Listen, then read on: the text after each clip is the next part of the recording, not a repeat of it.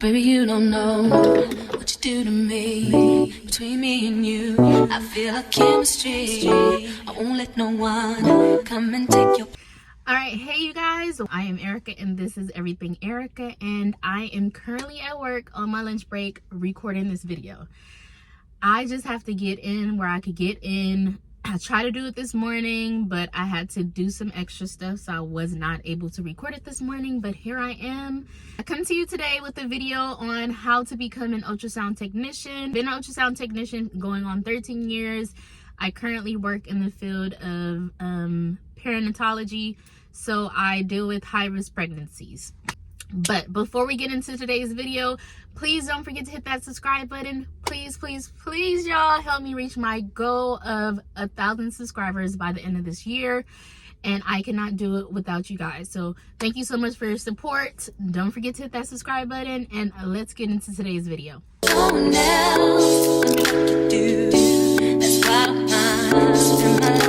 Okay, yes, if you guys have been following my channel for Everything Erica, you know that I record wherever I could record at.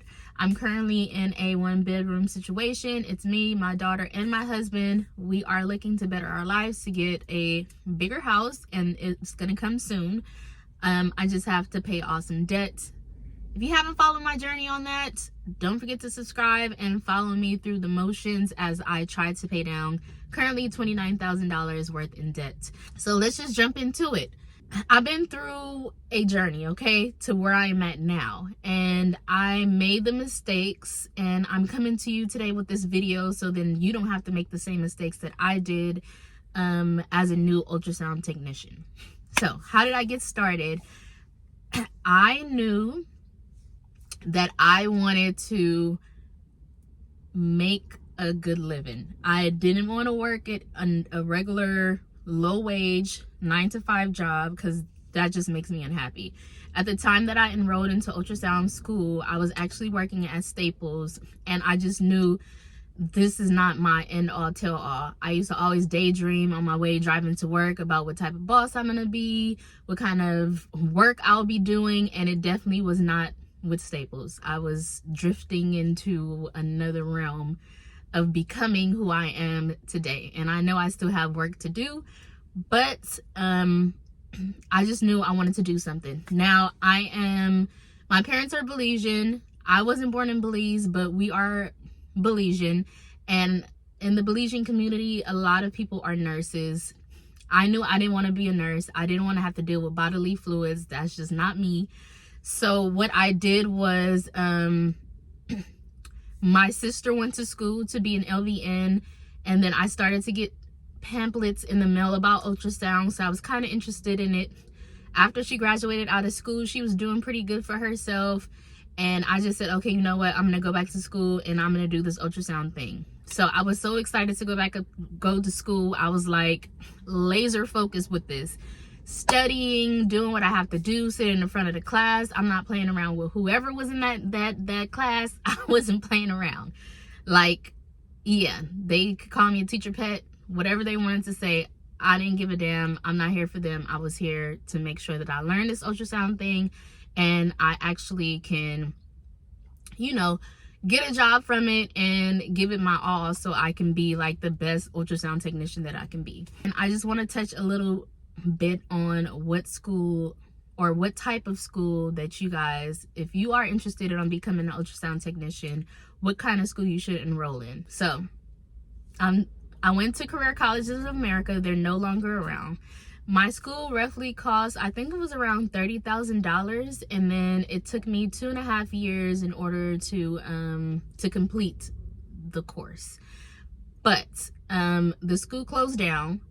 They had a big thing on the news. Kids couldn't get into class. If you didn't finish your externship in time when this stuff was going on, you actually didn't qualify. You didn't graduate. Your credits couldn't roll over. None of that stuff could have happened. It was detrimental to the people that were left behind, but fortunately, I was not one of those people. I really was serious about getting over with my externship because then I wanted to start to, you know, look for jobs and all that stuff. So the other thing I need to talk about when enrolling into schools is to make sure that you enroll into an ultrasound institute that actually is accredited. Now, for me, the thing I did is my school wasn't accredited. So after I was done with my schooling, after I was done with externship, it was really difficult for me to find a job, and actually was depressing, and I was sad and complaining all the time that I would never be able to find a job because these jobs are requiring for us to take our tests. And because my school was not accredited, I was not able to take my test straight out of school. I had to work for a year. In order to work for a year and get hired from one of these places, they wanted to make sure that you had the certificate, the ARDMS, which is like the state board. They wanted to make sure that you have that. Well, how can I get that if I can work? It was just a revolving door, y'all. Like, I was stuck. I didn't know what to do. It was horrible, but I'm going to let you guys know what I did to overcome this obstacle if you stay tuned to the end of this video. Now, moving on to the next thing is what tests are required in order for you to be an ultrasound technician. So of course you have to enroll in school, you have to do your externship, and then after you do those two things, you have to take what's called an SPI. It's a physics part of getting your certificate for your ARDMS. So once you take this physics test, then you can go ahead and move on to taking your ARDMS, which is the registered board for the American Registry Diagnostic Medical Sonography Society. Okay, once you take your SPI, you are then able to go ahead and move forward and take that test in whatever specialty you choose. It could be OBGYN, it could be general, it could be vascular, whatever you feel that you fit into. That's when you're going to go ahead and take that test for that specialty. And those are the two tests that are required. Back when I was in externship, a lot of people didn't have it.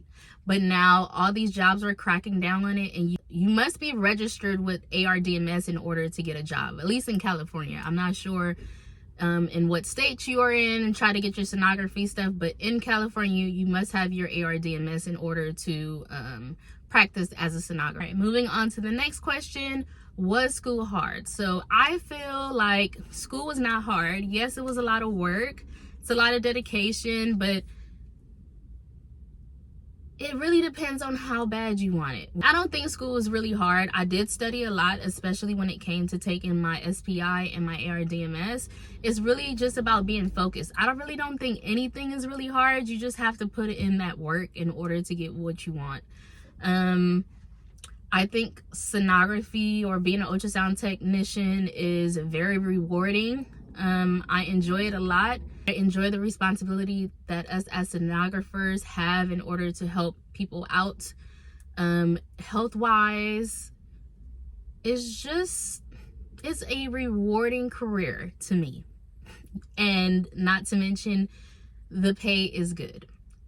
Depending on where you stay, you can get paid really well from being a sonographer. Okay, so how much could you get paid from being a sonographer? So it really depends on what city you stay in.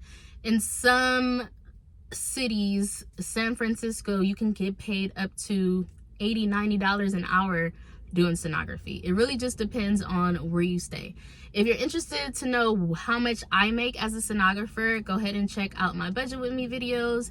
There you will see how much I get paid bi-weekly, and then you can kind of do the math on your own to see how much that equates to hourly. But I currently stay in California, so if you want to check that out and see what is the possible rate for a sonographer in California, and I work in OBGYN, you can go ahead and check that out. I'll put the link in the description below. Okay, so then it brings me to the last thing, which is how do you overcome that obstacle if you did not go to a school that was accredited? So for me, my journey was, I literally sent out about, okay, let me tell you from step one. I went through Yelp, and I literally probably 50-mile radius, printed out every OBGYN, anybody that does ultrasound. I printed out their information. Well, I typed it in Yelp, and then I had a list of them and I printed it out, had it in a binder. I literally called everyone in this binder and I sent them, or I faxed or emailed them my resume.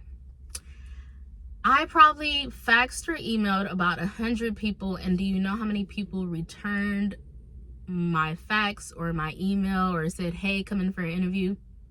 About 2 of them. It is not easy out here. You have to really hustle and you have to really grind in order to get where you want to be. Nothing's going to be handed to you. Some schools do set you up to where you come out of school and get a job, but like, I feel like this whole system, especially vocational schools, they're just about their money. They give you your certificate and that's on you to find your job. That's on you for you to go out there and take that test and make sure that you get the certifications and license you need in order to actually be in this career and to actually be in this field. With that being said, I did have to work for free. I actually found a place that was by my house. It was a pro-life clinic. The name of it was called Claris Health. I went in and I was working for free. I worked for free for a little while. I was fresh out of school. I was desperate. I would take anything. I was going to take missionary work. Okay? whatever I could take to get that experience. Experience is priceless. I would have went ahead and took that. So I worked for free, and after working for free, they liked the way I work. They had a nurse there. She didn't know how to do ultrasound, so they paired us up. I worked with a nurse. I would do the early ultrasounds and check the dating and the heart rate and all that. And then I kind of oversee them too as they do these ultrasounds. So that's how I got my first job. And it really was just climbing uphill from there. After I had this job with them, I then worked for a 3D place. That 3D place, I called her several times, sent in the resume, and she was like, oh, you don't have experience, I'm sorry, we want somebody to have experience. So I physically went down there and I gave her my resume, and I basically told her that I'm looking for a job, I'm a hard worker, I'm a fast learner.